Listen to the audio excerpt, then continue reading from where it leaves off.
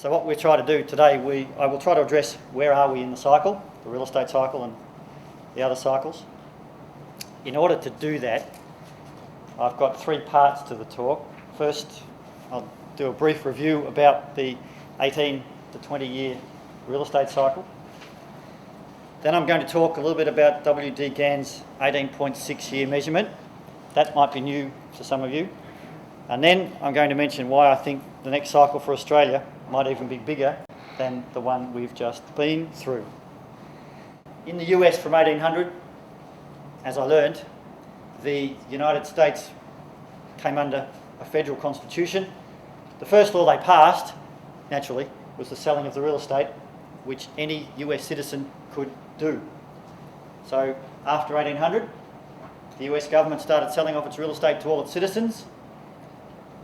That graph records the number of public land sales in acres from 1800 to 1923 to US citizens.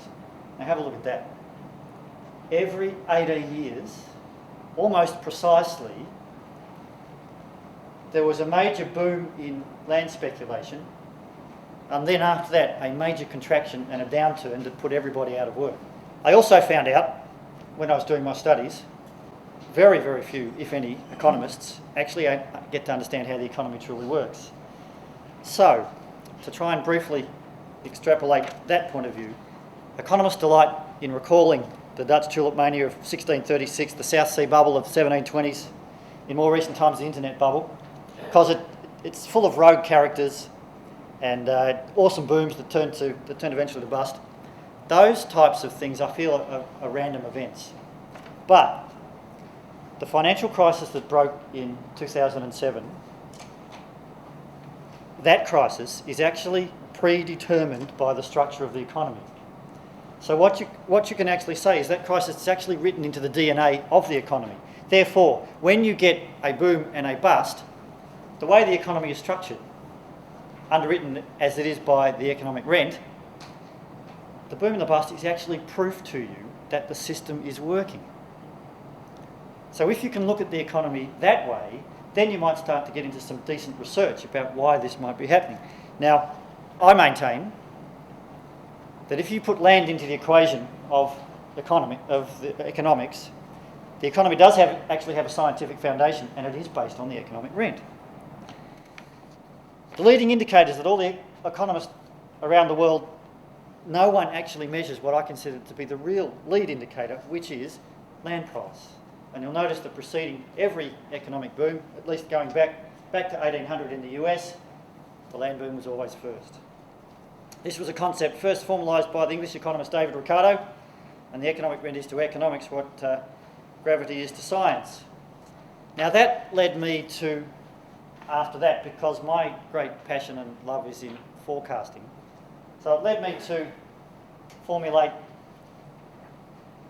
a real estate clock. The clock that most people would be familiar with is probably that one. Who's seen that decade clock mostly? Yeah.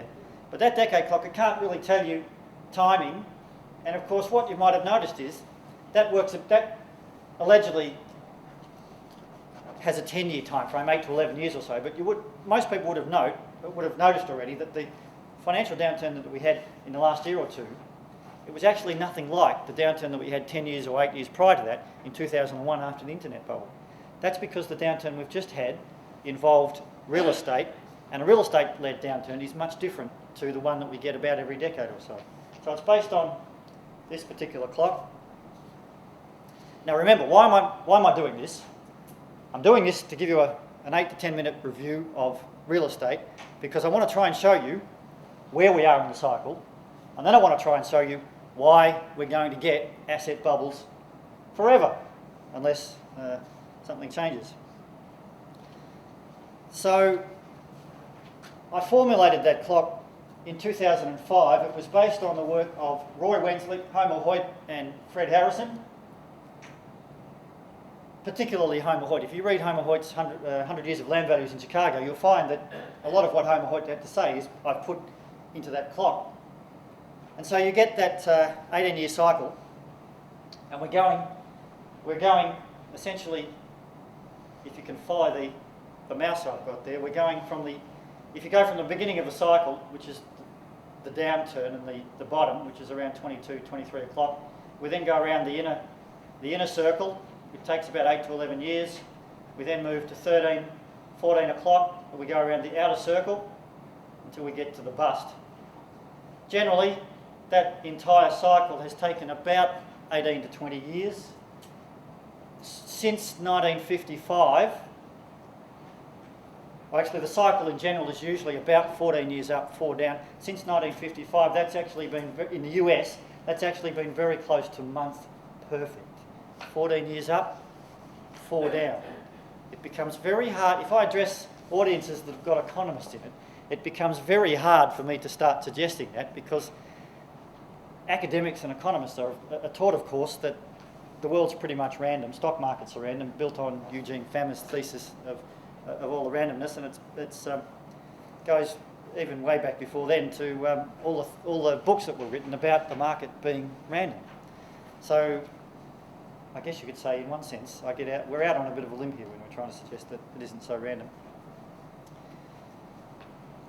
I go through that in the book, which I think many of you would have read, to try and show you. Actually, let's go back just a little bit more. Notice when we are going around the clock, I'll just point out a couple of things there.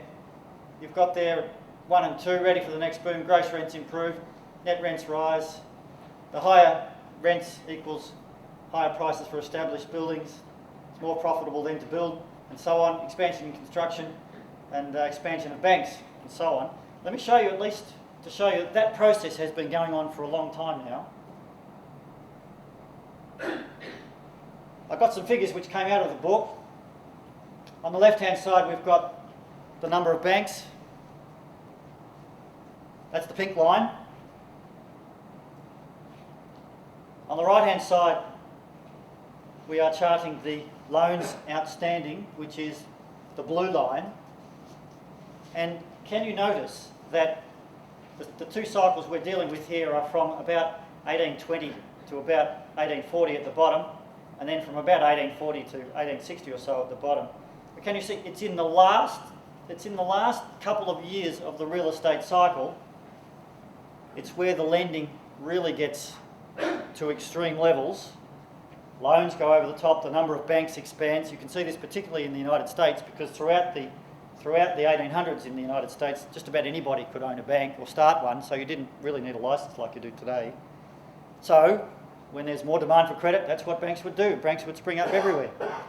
But if you go back and you remember what we've just been through, you remember that really credit just went right out of hand from after about 2001, 2002. And so that's what happens towards the end of the cycle. So that's trying to show you from the point of view of the cycle, that's how the cycle moves. I put all that out for subscribers over many years, many of the emails that I did, and even back in January 2003, I was suggesting to all the people back then, the subscribers, the real estate cycle, and I know there's a few over here, would run the full 18 years again. At the time, just a lot of other people were suggesting things had peaked, but I just thought the 18 years would continue. That's the real estate section covered. So that's the few minutes I wanted to spend there.